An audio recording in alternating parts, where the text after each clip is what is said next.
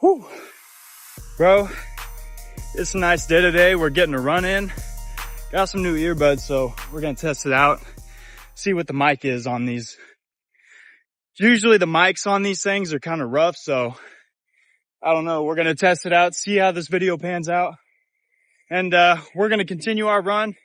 We just got done at the gym. We did eat Bellasinos. Waited for our food to digest a little bit. Now we're gonna burn off some calories, get that blood moving. And we'll see you here after a few. This is our second walk break, man. I didn't realize how high this bridge set up, but I'm pretty positive this is Katy Trail. Not too sure, but oh man, dude, it is a nice day out.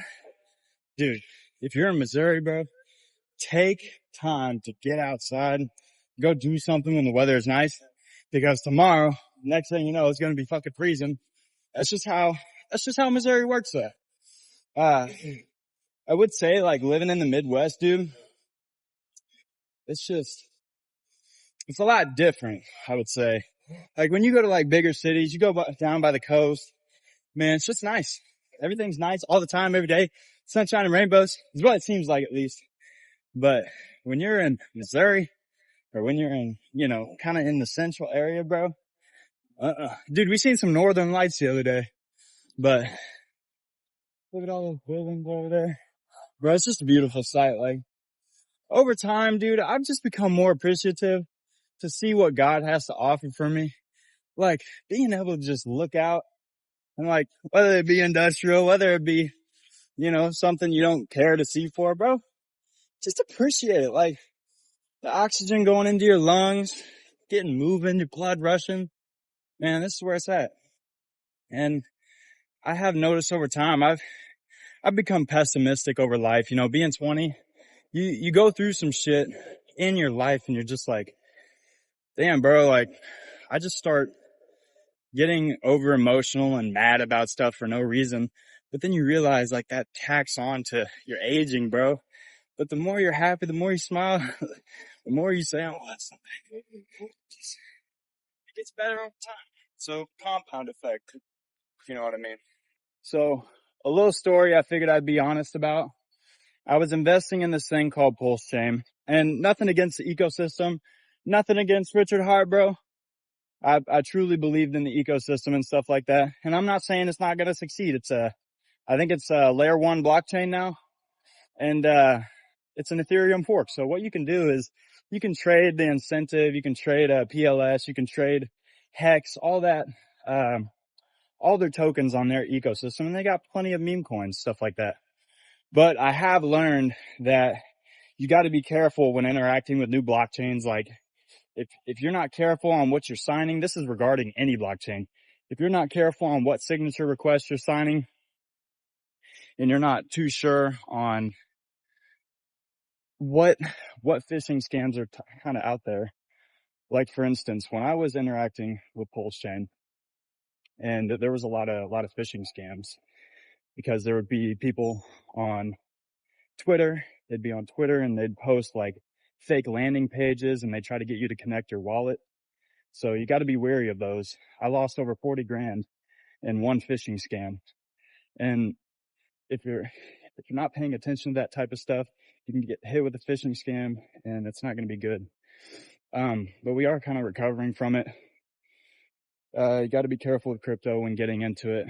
I would say if you're going to download MetaMask, I would put all the extra security features on there, because when I was interacting with MetaMask, I wasn't too sure about the safety features, what signature requests it would sign.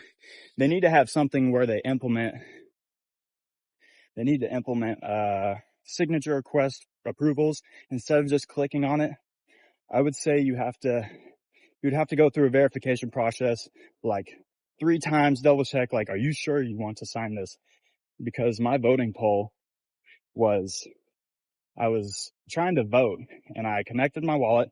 Not a biggie. Usually you can connect your wallet to a site and it's not going to do nothing. But once you approve a signature request, they can have like a sweeper bot that comes through and wipes your account. So be careful, be wary what you're signing, because when I lost that 40 grand, bro, it hit hard. I was like, damn, what the fuck? I'm like, I mean, honestly, I hope that guy prospers. I hope he succeeds. But, you know, you just went the wrong way about it. So, with that being said, when it comes to reinvesting, I'm not advising anyone to invest in Pulse Chain. Fees are pretty cheap, but who knows? It could be like one of those pig butchering type of things. Everyone said it was a scam and whatnot, but I don't know. Personally, I believed in it. I got hit with a phishing scam on it, and then it wasn't directly correlated with Richard Heart. But ultimately, when it comes down to it, I'm investing back into Ethereum. I'm going back into Ethereum, and I'm probably going to dump all of my money into things that are going to help with the development of Ethereum.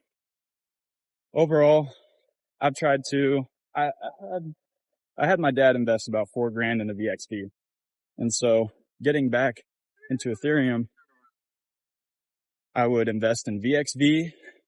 I would invest into Gala Games. I would invest into, fuck, dude, there's so many options. Like, if you really think about it, there's so many options.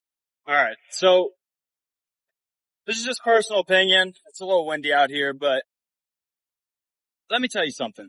If you're wanting to get invested and you want to make sure you got strong gains regardless, and you are just now getting invested, bro, be careful what you're investing in. Don't try to fucking skip it. Don't try to fucking save money. Like, bro, pay your fucking gas fees. Look at that. Not too bad. Bro, pay your gas fees. Go on to Ethereum. Buy reliable tokens. Like, it's not gonna move significantly just yet. But bro, when you think these big institutions like fucking BlackRock, Vanguard, Fidelity, watch these big fucking institutions get into crypto.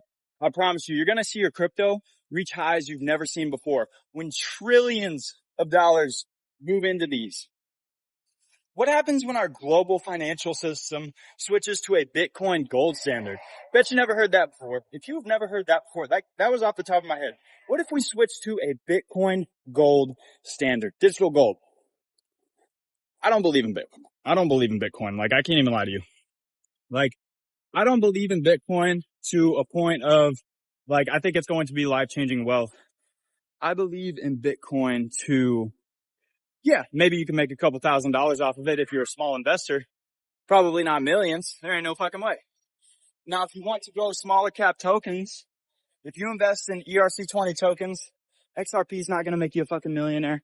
Like, these tokens are way too fucking big. And maybe I'm wrong. Maybe I'm wrong about a lot of that.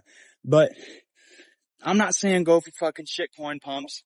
I'm not saying invest in just $1 million market caps. I'm saying maybe $20 million market caps, maybe 30, 40, 50 million. Those will probably do something, because when you have that much money backed, it's not going anywhere. Like, it really isn't. Now, maybe $1 million market cap, yeah, that shit will fucking be wiped off the face of the earth eventually. But you got to keep in mind, all these cryptocurrencies, what are they doing? People don't talk about this. Crypto fights inflation. What do I mean by that? Okay, well, when money is invested in a limited supply, money's invested into a limited supply, the value of that goes up. The value of your dollar goes up. It fights your inflation. Now, this isn't going to work for everyone. It's not going to work for everyone because people still trust in the dollar. And I'm going to be honest, maybe they're moving us to this fucking system and I'm just a dumb kid and I don't know what the fuck I'm talking about. But I feel if you want to catch this drift, you got to catch it. Now, the market is down so much. Now, Bitcoin, on the other hand, hits back to all-time highs. But Bitcoin moves so much different compared to Ethereum, compared to smaller cap tokens. But when Bitcoin goes up, altcoins follow. When Bitcoin plateaus and starts going down, money starts flowing into altcoins. So I would say Bitcoin's probably gonna hit close to 100 grand this next run. I would say this, it's gonna go fucking stupid. I know that. People are gonna be like, oh, it's a new fucking currency. People are gonna get wiped. They're gonna get their asses wiped. And then they'll be stuck holding someone else's bag. Now, if you're smart about it, you're going to follow the altcoins. If you're a small term investor, follow the alts and try to make the best of it. Because as a small investor, if you only have 10, 20, 30 grand, maybe even $100, bro, altcoins, just go for them. Make your money there, transition your money into big money. Eventually, fucking Ethereum will make you rich and you have millions of dollars thrown into it. We'll never know. So be wise with your investments.